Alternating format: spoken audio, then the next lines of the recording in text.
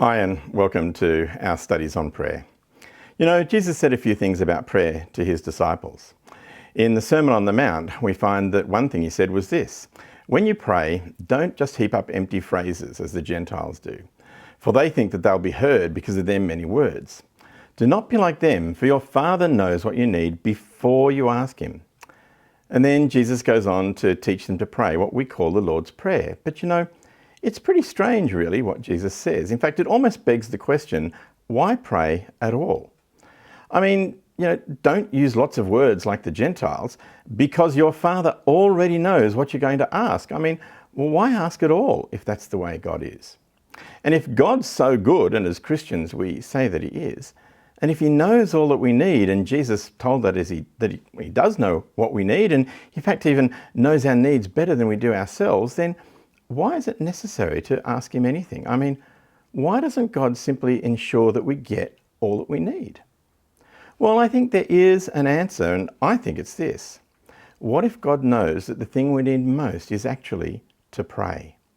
What if God's main object, his intent in having us pray, isn't the supply of those needs that we ask for, but the supply of our greatest need, our most endless need, our need for himself? What if the good thing about all the other needs we have is that they drive us to God? You know, I think about the story we call the prodigal son. You know, he took his inheritance, went off to a faraway land and eventually spent it all. A famine came and he ended up working at a farm, feeding the pigs. And, you know, he was so hungry, he wanted to eat the pig food. And as he thought about things, he thought about the servants back at his father's place eating better than him.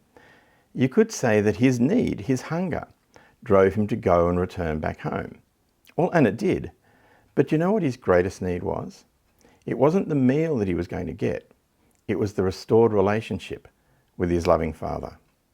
So if that's the way God works, that he asks us to pray not so he can give us what he already knows we're going to ask for and that we need, but so he can give us the thing which is the most good, himself. What do you think about that?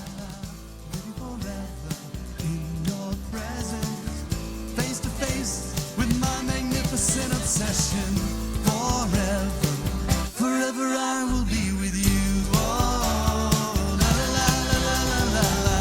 Oh, la la la la la la. Oh, la la la la la la la. Forever I will sing of your love.